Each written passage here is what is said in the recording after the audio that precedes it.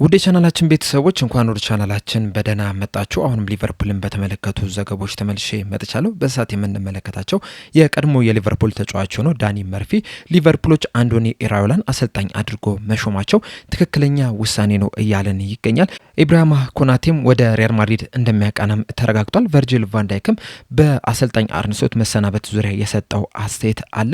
በተጨማሪም ያን ዲያሜንዴ የፒኤስጂ የሚወደው ክለብ ነው የሚል አስተያየቱን ሰጥቷል። እነዚህንና ሌሎችንም ጨምሬ ይዤላችሁ መጥቻለሁ። እስከ መጨረሻው ደቂቃ ድረስ አብራችሁ ቆይታችሁ እንድትከታተሉት ያላችሁን ሀሳብ አስተያየትም ኮሜንት ሴክሽን ላይ በመጻፍ እንድታሳውቁኝ፣ ሰብስክራይብ፣ ላይክ፣ ሼር እያደረጋችሁም የቻናሉ ቤተሰብ እንድትሆኑም በአክብሮት እጠይቃለሁ። አሁን በቀጥታ ወደ ዘገቦች የምናመራ ይሆናል። አብራችሁን ቆዩ።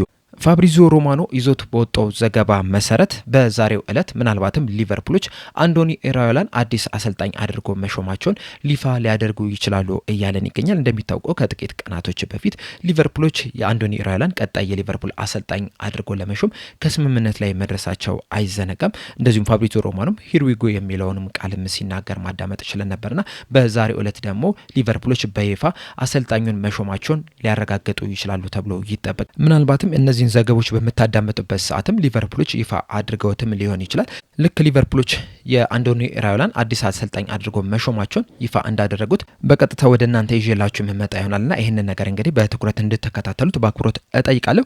በመቀጠልም ኮዲ ጋክፖን ወደ ተመለከተው ዘገባ ስናመራ ሶከር ኒውስ ይዞት በወጣው ዘገባ መሰረት ኮዲ ጋክፖ አሰልጣኝ አርነ ስሎት መልቀቃቸውን ተከትሎ በቀጣይ ዓመት በአዲስ አሰልጣኝ ስር ብዙ የመጫወቻ እድል እንደማያገኝ ስለገመተ ክለቡን መልቀቅ ይፈልጋል እያሉን ይገኛሉ።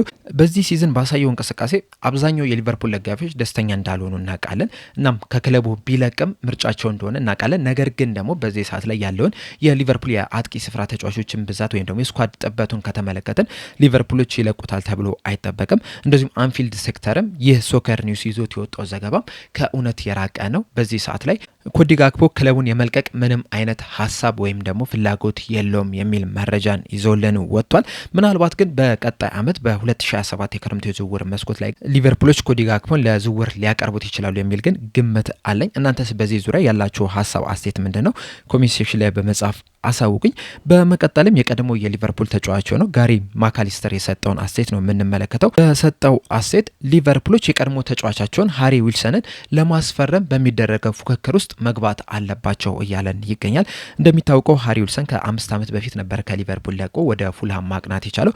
በፉልሃም ቤትም እንግዲህ 187 ጨዋታዎችን ማድረግ ሲችል 36 ግቦችን እንደዚሁም ደግሞ 46 አሲስቶችን ማስመዝገብ ችሏል።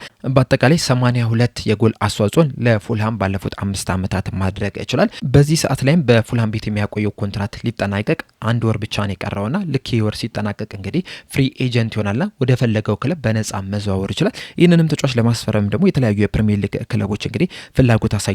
አስቶን ቪላ፣ ኤቨርተን እንደዚሁም ደግሞ ቶተንሃም ሆትስፐሮችንም ይህንን ተጫዋች ለማስፈረም ፍላጎት እንዳላቸው ነው እየተነገረ የሚገኙና እንደ ጋሪ ማካሊስተርም አስተያየት ከሆነ ሊቨርፑሎች ይህንን ተጫዋች ለማስፈረም በሚደረገው ፉክክር ውስጥ መግባት አለባቸው እያለን ይገኛል። በተጨማሪም በሰጠው አስተያየት ሃሪ ዊልሰንን በሊቨርፑል ታዳጊ ቡድን ውስጥ እያለ ተመልክቼው ነበር። በጣም አስደናቂ የሚባል እንቅስቃሴን ሲያደርግ ነበረ። በፉልሃም ቤትም ይህንን አስደናቂ የሚባል እንቅስቃሴ በፉልሃም ቤትም በተደጋጋሚ ሲያስመለከተን ነበረ። ረዣዥም ኳሶችን ማቀበል ይችላል። በጣም አስደናቂ የሚባል የፓሲንግ ሬንጅ ያለው ተጫዋች ነው።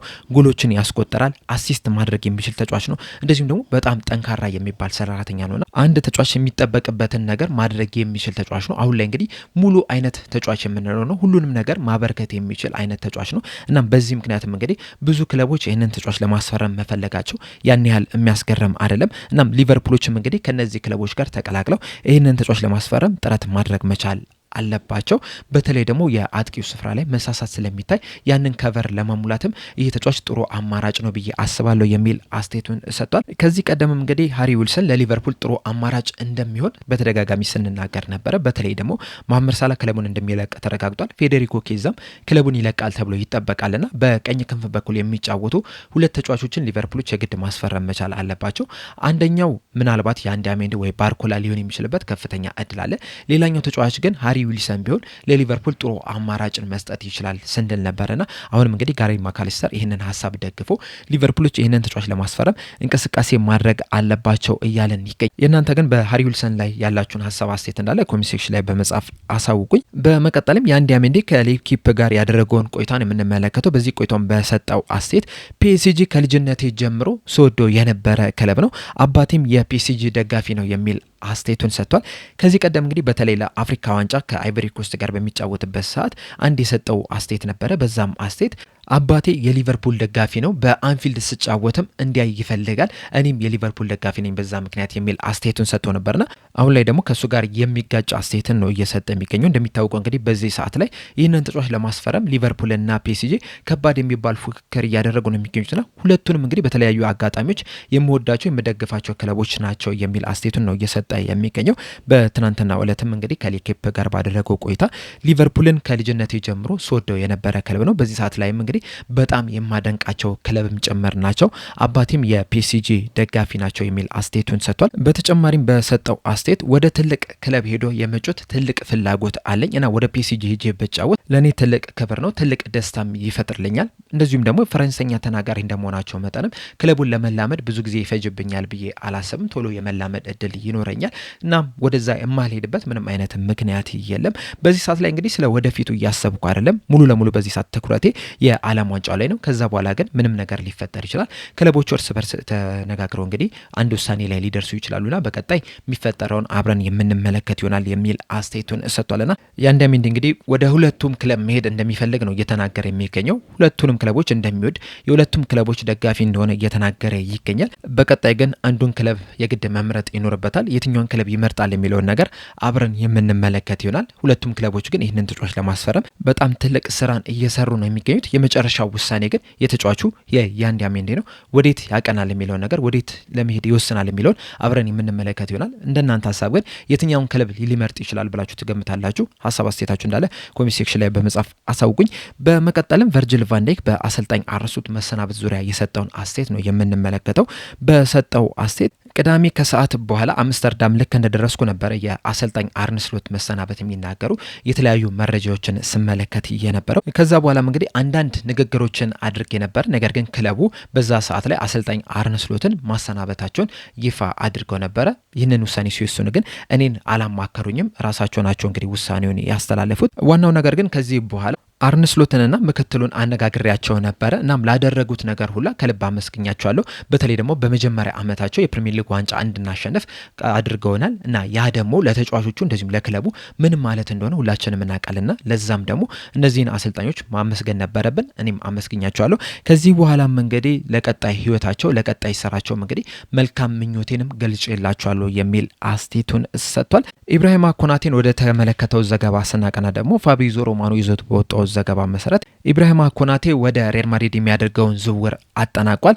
በሪያል ማድሪድ ቤትም የ4 ዓመት ኮንትራት የሚፈርም ይሆናል። ከዚህ በኋላ የሚቀረውም ኢብራሂማ ኮናቴ የሪያል ማድሪድ ተጫዋች መሆኑን ይፋ ማድረግ ነው። ይህም የሚሆነው ደግሞ እሁድ ከሚደረገው ምርጫ በኋላ ነው። በተለይ ደግሞ ፍሎሬንቲኖ ፔሬዝ ምርጫውን የሚያሸንፉ ከሆነ ኢብራሂማ ኮናቴ የሪያል ማድሪድ ተጫዋች መሆኑን ይፋ የሚያደርጉ ይሆናል። በእርግጥ በዚህ ዙሪያ እንግዲህ ፍሎሬንቲኖ ፔሬዝ የሰጡት አስተያየት አለ። በሰጡትም አስተያየት ከምርጫው በኋላ ከኢብራሂማ ኮናቴ በተጨማሪ ሌሎች ተከላካዮችን አስፈርማለሁ የሚል አስተያየትን ሰጥቷልና የኢብራሂማ ኮናቴ የተጠናቀቀ መሆኑን እንግዲህ በእሳቸውን በሰጡት አስተያየት መመልከት እንችላለን። እዚህ ላይ ግን አንድ የራሴ ሀሳብ አለኝ። ምናልባት ሁላችሁም ላተስማሙበት ትችላላችሁ።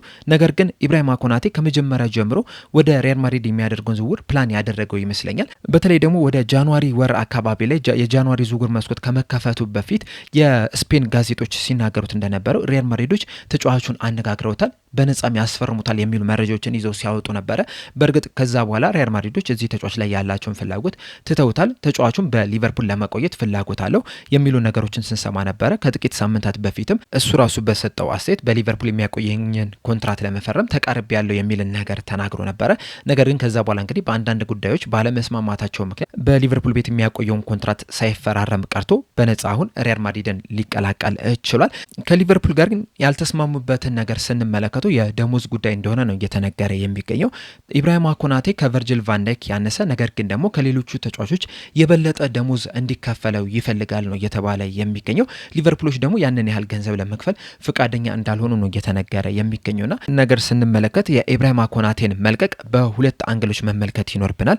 የመጀመሪያው የምርም ኢብራሂማ ኮናቴ በሊቨርፑል መቆየት ፈልገው ነገር ግን ደግሞ እነ ሪቻርዲው የጠየቀው ሂሳብ ለሱ የሚገባው አይደለም፣ ስለዚህ ክለቡን ቢለቅ ይሻላል ብለው ወስነው ሊሆን ይችላል። ሁለተኛው ደግሞ ኢብራሂማ ኮናቴ ከመጀመሪያው ጀምሮ ወደ ሪያል ማድሪድ የመሄድ ፍላጎት ስላለው እና እነ ሪቻርዲው ደግሞ ይህን ያህል ገንዘብ በጠይቅ ስለማይቀበሉኝ በነፃ እንድለቅ ያደርጉኛል፣ ከዛ በኋላ ሪያል ማድሪድን በነፃ መቀላቀል እችላለሁ የሚል ሀሳብ ስላለው ሊሆን ይችላል ይህን ነገር ያደረገውና በሁለቱም አንግል መመልከት መቻል አለብን እንጂ ዝም ብለን ሊቨርፑሎች ማቆየት ስላልፈለጉ ተጫዋቹን እንዲለቅ አድርገውታል የሚለውን ነገር በዝም ብለን መቀበል ያለብን አይመስለኝም። እናንተስ በዚህ ዙሪያ ያላችሁ ሀሳብ ምንድነው? ሀሳብ አስተያየታችሁ እንዳለ ኮሜንት ሴክሽን ላይ በመጻፍ አሳውቁኝ።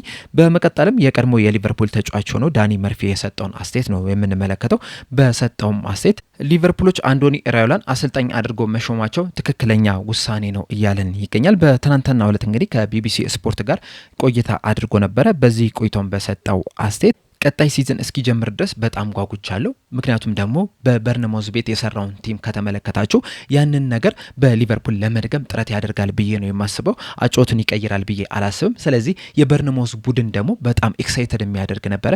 በጣም ለማየት የሚያጓጓ አይነት ቡድንን ነበረ መገንባት የቻለውና በቀጣይም እንግዲህ በሊቨርፑል ቤት ይህንን አይነት ቡድን ይገነባል ብዬ አስባለሁ። ሁልጊዜም ለማጥቃት የሚጫወት ሁልጊዜም በኢነርጂ የሚጫወት ቡድንን የሚያስጨንቅ ክለብ ይገነባል ብዬ አስባለሁና ያንን ለማየት ደግሞ በጣም ጓጉቻለሁ የሚል አስተያየቱን ሰጥቷል። አያይዞም በሰጠው አስተያየት አሰልጣኝ አርነ ስሎት በመሰናበታቸው አዝኛለሁ፣ ነገር ግን ደግሞ መሰናበታቸው ደግሞ ያን ያህል የሚያስገርም አይደለም። በተለይ ደግሞ በተጠናቀቀው የውድድር ዘመን ላይ ሊቨርፑሎች እያሳዩት የነበረውን እንቅስቃሴ ከተመለከተን በጣም አስከፊ የሚባል ነበረ። ደጋፊዎቹም በሊቨርፑል ያጨዋወት ስታይል ማናጀሩ ወይም ደግሞ አሰልጣኙ በተጠቀመው የጨዋታ ስታይል ደስተኞች አልነበሩም። ከዛ እሱ ላይ እንግዲህ እየተቀየሩ ነበር፣ ተቃውሞዎችንም እያሰሙ ነበርና ያንን ከተመለከታችሁ የአሰልጣኝ አርነ ስሎት መሰናበቻ ጊዜ ሩቅ እንዳልነበረ ሁላችንም ስንገመት ነበር። በስተመጨረሻም ሊቨርፑሎች አሰናብተውታል። አሁን ላይም ሊቨርፑሎች በጣም በጥሩ ሁኔታ ላይ ናቸው ብዬ አስባለሁ። በእርግጥ ሊቨርፑሎች መጥፎ እንቅስቃሴ ለማድረጋቸው አሰልጣኝ አርነ ስሎት ብቻ አይደሉም ተወቃሽ፣ ሌሎችም ብዙ ምክንያቶች አሉ። ነገር ግን በስተመጨረሻ ተሰናብቷል። አንዶኒ ኢራዮላም የእሳቸው ምትክ ሆኖ ወደ ሊቨርፑል የሚመጣ ይሆናል። ሊቨርፑሎችም አንዶኒ ኢራዮላን አሰልጣኝ አድርጎ መሾማቸው ትክክለኛ ውሳኔ ነው ብዬ አስባለሁ። ደጋፊዎችም ለቀጣይ ዓመት በጣም ኤክሳይትድ እንደሆኑ እንደጓጉም በእርግጠኝነት መናገር ይቻላል። በተለይ ደግሞ አንዶኒ ኢራዮላ በበርንማውዝ ቤት የገነባውን ቡድን ከተመለከታችሁ ለማየት በጣም የሚያጓጓ ነው። ሁልጊዜም ለማጥቃት የሚያስብ በኢነርጂ የሚጫወት ተጋጣሚ ቡድኖችን የሚያስጨንቅ ቡድን ነው። ሊቨርፑሎች ደግሞ በአሰልጣኝ የርገን ክሎፕ ስር እንደዚህ አይነት ቡድን ነው የነበረው። ሁልጊዜ ለማጥቃት የሚጫወት ነው የነበረው። ሃይ ፕረስ የሚጫወት ነው። ተጋጣሚ ቡድኖችን የሚያስጨንቅ ነው የነበረውና በድጋሚ እንደዚህ አይነት አጨዋወትን ከአንዶኒ ኢራዮላ እናያለን ብለን ነው የምንጠብቀውና ያ ደግሞ በጣም የሚያጓጓ ነው የሚል አስተያየቱን ሰጥቷል። በዚህ በሰጠው አስተያየት ዙሪያ እንግዲህ ያላችሁን ሀሳብ አስተያየት እንዳለ ኮሜንት ሴክሽን ላይ በመጻፍ አሳውቁኝ። ለአሁን ያስኩላችሁ መረጃዎች እነዚህን ይመስሉ ነበር። እስከ መጨረሻ ደቂቃ ድረስ ተከታተላችሁኝ ከልብ አመሰግናለሁ። በቀጣይ በሌላ እስከምንገናኝ ድረስ ሰብስክራይብ፣ ላይክ፣ ሼር ማድረግ እንዳትረሱ። ቸር ያቆየን።